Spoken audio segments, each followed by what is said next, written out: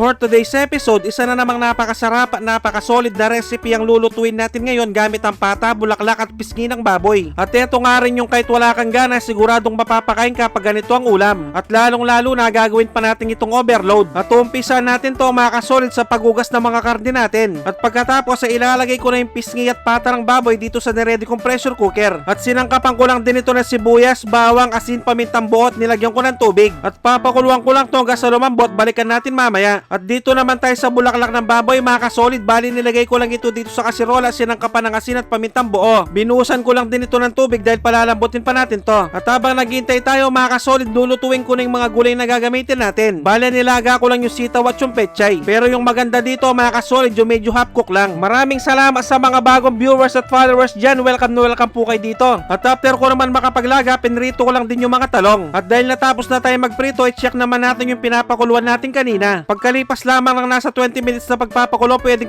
na ang mga to. At after ko maset aside yung mga pata, palalamigin ko lang muna yung mga pisngi ng baboy. At sakto, mainit na yung mantika, ilalagay ko na yung mga aswiti. At tinalo-halo ko lang to hanggang sa lumabas ang kulay. At nang lumabas na ang kulay mga kasolid, sinala ko lang ito. At start na ako manggisa ng sibuyas at bawang. Bali, halu-haluin ko lang din to hanggang sa lumabas ang napakabangong aroma. At sunod ko nang nilagay yung pinalambot kong pata ng baboy, sinangkapan ng patis at pamintang durog. At shoutout nga rin pala sa mga viewers at followers nating mga OFW sa mandako ng mundo. At sa mga masisipag nating workers dito sa Pinas, big shoutout din sa inyo. At tinalagay ko nga rin pala yung pinagkaluan kanina dahil sobrang napakalasa nito. At lalagyan ko lang din ito ng isang pork cube sa tatakpan hanggang sa kumulo. Balikan natin mamaya. At habang naghihintay tayo mga kasolid, diiwain ko muna sa ganito kalalagay yung pinalamig nating pisngi ng baboy.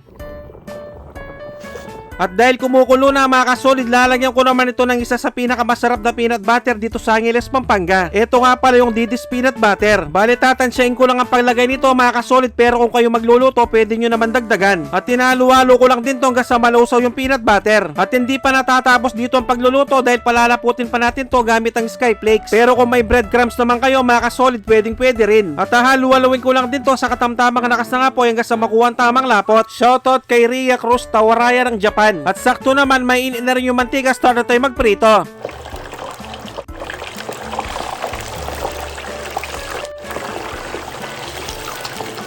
At sigurado ko nakasuporta din ngayon si Oyen Tahares ng Poland. Maraming salamat po. At pagkalipas lamang ng ilang minutong pagpiprito, okay na to mga kasolid. Isusunod ko naman yung bulaklak ng baboy. At sobrang napakabilis lang din maprito ng mga to. At kung umabot na kayo sa part ng episode na to mga kasolid, pwedeng pakicomment naman kung tagasan ka para malaman ko kung saan umabot ang video to. Maraming salamat.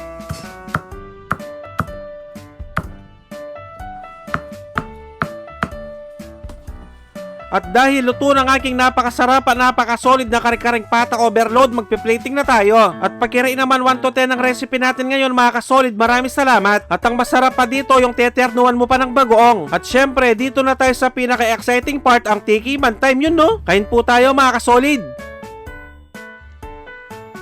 Sus Mariosep, kanya na po. Grabe, napakalambo ng pata at the same time napakalasa din dahil Didis peanut butter ang ginamit natin. At ito rin yung ulam na matakaw talaga sa kanin. At yung lechon kawali natin kahit nakababad sa sauce, malutong pa rin pag kinain. At syempre, hindi rin natin palalampasin yung chicharong bulaklak. Sobrang napakalutong din mga kasolid. At bibigyan ko na kayo ng pangmalakas ang perfect bite para dito, yung sasabawan mo ng sauce yung kanin tapos lalagyan mo ng bagoong mga tampo.